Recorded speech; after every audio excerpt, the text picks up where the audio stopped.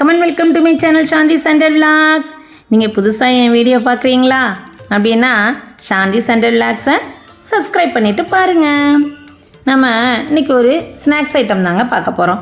கேஎஃப்சியில் popcorn chicken சாப்பிட்ருப்பீங்க, popcorn பன்னீர் சாப்பிட்ருக்கீங்களா? வாங்க popcorn பன்னீர் எப்படி செய்கிறதுன்னு பார்க்கலாம். நான் 200 கிராம் பன்னீர் எடுத்திருக்கேன். அதுக்கு 50 கிராம் கார்ன்ஃப்ளேக்ஸும் பிரெட் க்ரம்ஸும் எடுத்திருக்கேன். கார்ன்ஃப்ளேக்ஸை நல்லா கையால் உடச்சி விட்டு ரெண்டையும் நல்லா மிக்ஸ் பண்ணி தனியாக எடுத்து வச்சிடலாம்.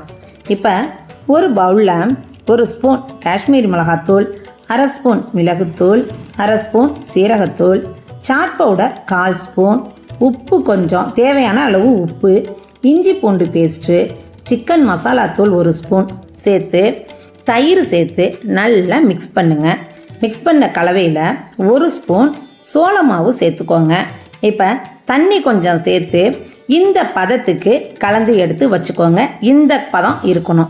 இப்போ கட் பண்ணி வச்ச பன்னீர் துண்டுகளை இதில் சேர்த்து ஒன்று ஒன்றா பிரட்டி பிரெட் க்ரம்ஸில் போட்டு ஃபுல்லாக பிரட்டி எடுத்து ஒரு பிளேட்டில் எடுத்து அடுக்கி வச்சுடுங்க. எல்லா துண்டுகளையும் இதே மாதிரி எடுத்து வச்சுடுங்க.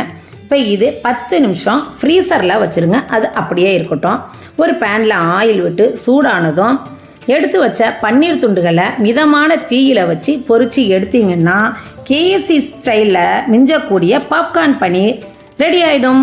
இதுக்கு கெச்சப்பு, அதை சாஸ் வச்சு மயோனைஸ் வச்சு என்ன வேணுமோ அது வச்சு பரிமாறுங்க. உங்கள் குழந்தைங்களுக்கு இதை செஞ்சு கொடுத்து எப்படி இருக்குன்னு கமெண்ட் பண்ணுங்கள். மறக்காமல் சாந்தி சண்டர் விலாக்ஸை லைக், ஷேர், சப்ஸ்கிரைப் பண்ணிக்கோங்க. தேங்க்ஸ்.